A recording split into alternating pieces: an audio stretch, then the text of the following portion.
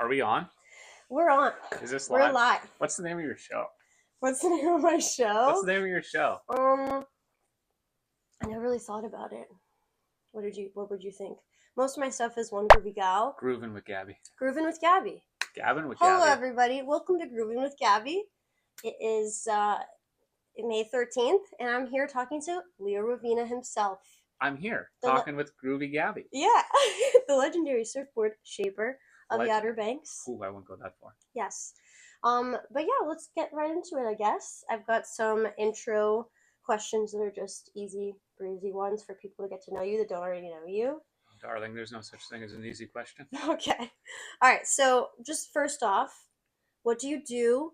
What does it mean to be a surfboard shaper? Cool. Well, I'll say, I'm just going to nip this one in the butt really quick. I'm a surfboard builder. Okay. Though shaping is part of my job, Mm-hmm. I do the whole process usually from start to finish. Not always with WRV. You know, there's a whole crew, whole team there. But usually I shape them, glass them, pinline them, airbrush sometimes, depending on the job. But yeah, it's not just shaping. So Right. I'm a board builder. That's a great clarification. Yes. Okay. And you do both custom work under Leo Ravina and Uncle Leo's Surfboards. Yes. Correct. Yeah. So I work full time with WRV. Mm-hmm. You know, shaping, machining, glassing, pinlining, whatnot. And then Uncle Leo's it's what got me to where I am now. Mm-hmm. But it's becoming more of a passion project. So all the boards that I want to make that they don't approve of or they know won't sell, I'm willing to bite the bullet on that one because I want to see it exist and I want to make it, so I make it. Mm-hmm. But it's mutually beneficial to both parties. Right. It's kind of like Lockheed Martin and Skunk Works. That's the way I always explain it. It's like, you know, I'll do all the far out crazy stuff with Uncle Leo's, and then if I like it and it's like, I think we could sell this, you know, I start implementing it more with WRV boards. Sneaking it in there. Well, that's, you know, the work of an artist, so. They don't know they want it, but once I start doing it, they're like, yeah, they want it. Yes. You have to make them think it was their idea. Exactly. They love it. Yeah. Okay. So let's just get into personality questions just so people can get to know you better. Ooh, that's scary. I know, right? Okay. What's your favorite album or musician right now? What do you have on repeat? Oh, boy. What do I have on repeat?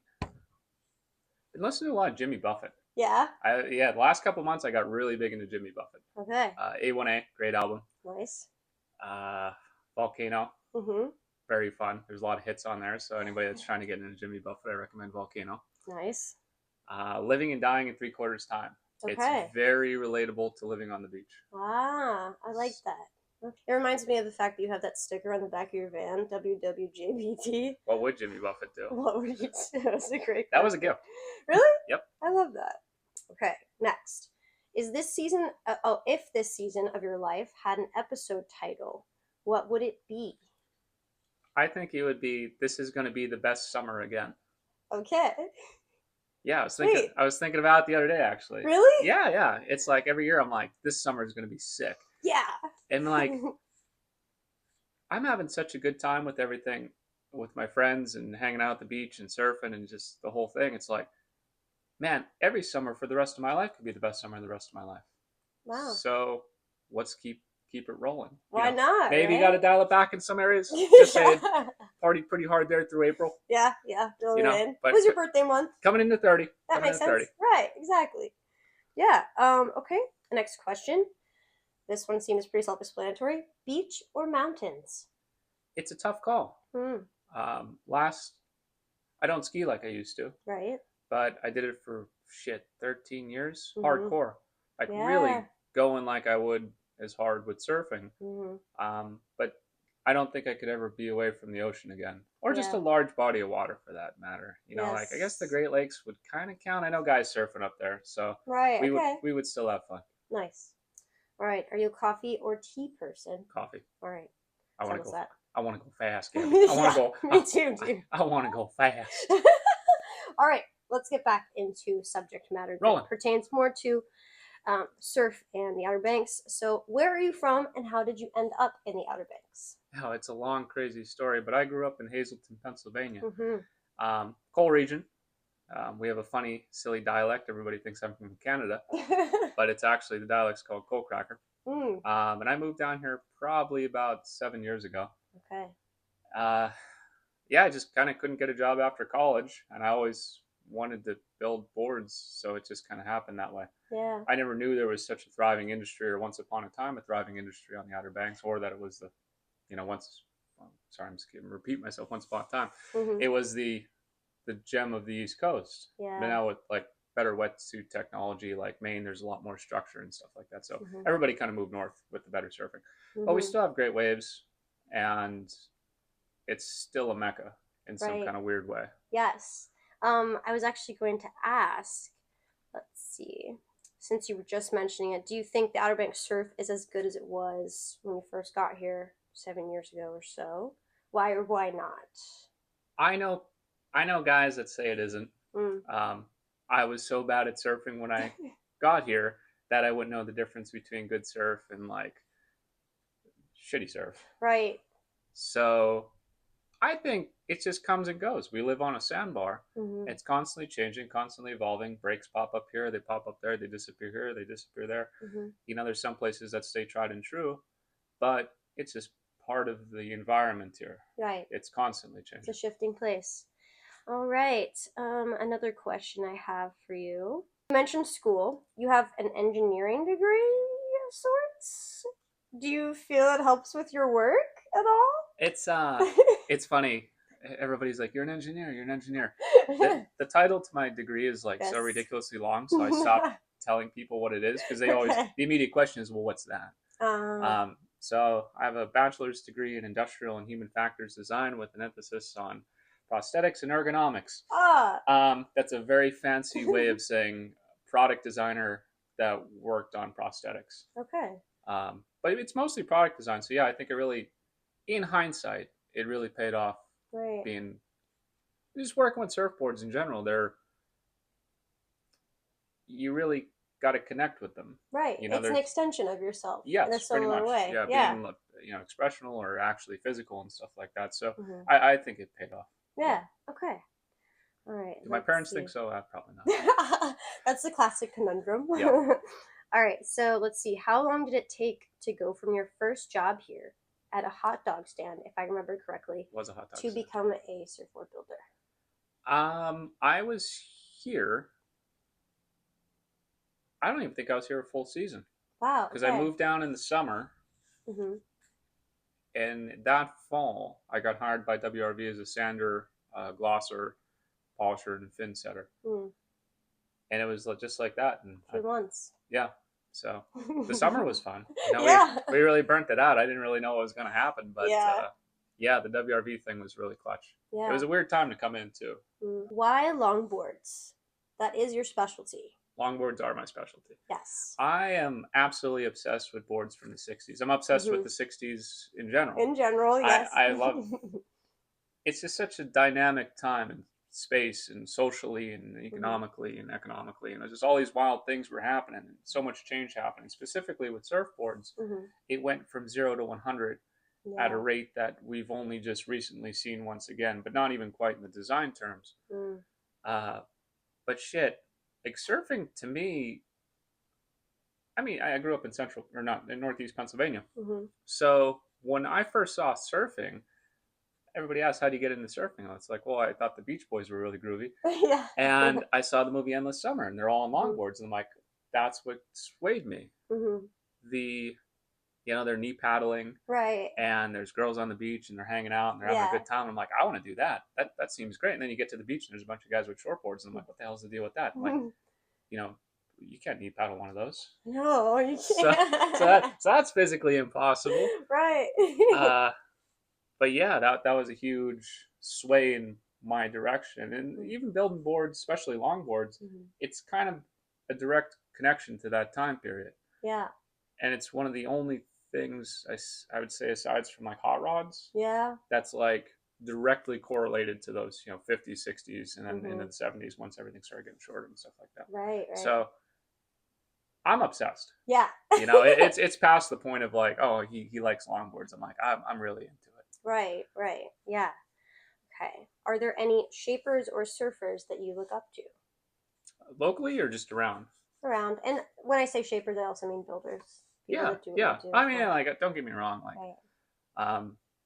Marnie Kiesecker, he was with the company since its inception, Okay. and I mean, I love his boards. They're sick. Yeah. It's cool hanging with them and talking with them and stuff like that. As far as surfers that changed my world a little bit, and I'm gonna, toss my own boy out there, but friggin' Willie, you know, he wants everybody to have as much fun as he's having. Right. And all these days where I used to paddle out there and get pissed off, and some guys used to look at me like, man, we didn't want to talk to you because you look mean. Oh, no. And everybody wants to hang with Willie because Willie's such a positive influence. I'm like, Willie's it. Yeah. He just brings such just a feeling to the lineup. He wants everybody to have fun. Yeah. And surfing should be fun. Right. That's what it all comes down to. Exactly. So I really do look up to that. He's out of his fucking mind. Love him to death. That's for sure. He's out of his fucking mind. Yeah. But goddamn if he's a damn good surfer. A lot of fun just to be friends with. Yeah, I love that. What makes the Outer Banks special compared to other surf towns and notable surf destinations around the world? That's a good one. Yeah.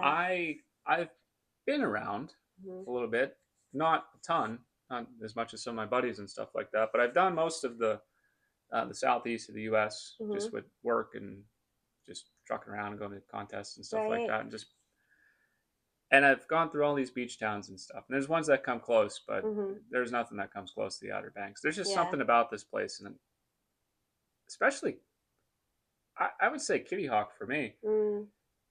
It just feels like home. Yeah. They keep trying to build it up and shit, and they fail at it because it just can't be. It just it is what it is. I like the shitty little bars. Yeah. I like that it's like, I get sick eating Arts burgers all the time. Right. But like at the end of the day, it's like, this is my spot. I like hanging here. Yeah. I like looking down at the beach and the breaks that I surf primarily. Right. Just makes me happy. Yeah. I feel like it's my hometown. Right. There's a good sense of community here and huge sense of belonging. Community. It's a small town in the sense of the people that live here full time year round. Yes. Of course. Yes. So I mean, I'd say I know everybody. I don't know everybody. Right. But in the surf scene, I've probably seen you once or twice out in the water before. And if you're a kook, you're a kook. If you're a good guy, you're a good guy. Like whatever. Right. Don't matter. I've probably seen you before. Right. I'm out there smiling. Yeah. That's the way to be. For the people that don't know typical surfing terms, what would you define a kook as, just for context for people? That's a good one. Just for an explanation. I feel, you say these things and you think everybody knows it. Right. I didn't know until like a year ago, Yeah. I mean, we're all kooky in our own ways. I mean, shit, I paddled out the other day wearing a 1930s bowler hat. Amazing. And the guys were looking at me, paddling past them. I look at, hello, governor. And they're like, this guy's out of his fucking mind. And he's right. I am out of my fucking mind. Yeah. But, excuse me, I probably shouldn't be cursing on this. That's okay. But I would say in the general sense, a kook is somebody that just doesn't really know what's going on around them. They're paddling, cutting people off. They're just totally oblivious to the situation. Right. And sometimes it could be harmful. They have no business being out there. Right. Not saying everybody on a soft top is a kook, but maybe you should get a fiberglass longboard. A little self promo. Yeah, we'll pump it up. Yeah. But there's signs. Right. That, everybody's got to start somewhere too. We're all very true. Like I said, we're all kooks in our own ways, and if you're getting into it, you're not going to know. It's like starting anything else. Exactly. So. Yeah. Okay. But yeah, there's definitely some silly folk out there. I think that's a polite way of putting it. Silly folk. Yeah. Okay, that was a good definition. All right, let's see. So wrapping it up here with more broad questions. What advice would you give your younger self? In general, or as it pertains to surfing and things, however you'd like to approach it. If I could tell my younger self anything, I'd tell him that's a tough one. It is, right? Just relax and have more fun. I spent so many years focusing so hard on getting ahead, and it's all paid off in the end, but like, I feel like I may have pissed some of it away. Just going too hard. Yeah. To make my career better, my life better, stuff like that. Just have more fun and just dig it. Yeah. You know, don't be so uptight. It don't matter. Mm-hmm. You know, and have confidence in yourself. Yeah. You know, because you're the only one that's going to make it happen. And True. then you kind of look back on it, and hey, you look back on it, and you're like, damn, why didn't I take that chance? Why didn't I do that then? right. You know, it probably would have been a lot of fun. Yeah. So right. that's my only regret, or Okay. it's something I would tell myself in the past. Right. Okay. That was a good answer. Yeah. And then my final answer is, do you have anything you'd like to say to the audience in general? Surfboards are the best, and surfing should be fun. So go out there and get one, and we could all have fun together. Wow, that was like a poem. That was really good. All right, cool. Well, it wasn't quite a haiku or anything like that, but yeah, I think I did pretty good. All right, perfect. Well, thank you, Leo, for your interview time. Groovy Gabby, everybody. Life. Yes, thank you. Cheers. All right, that was good. Imagine if it wasn't recording. Yeah.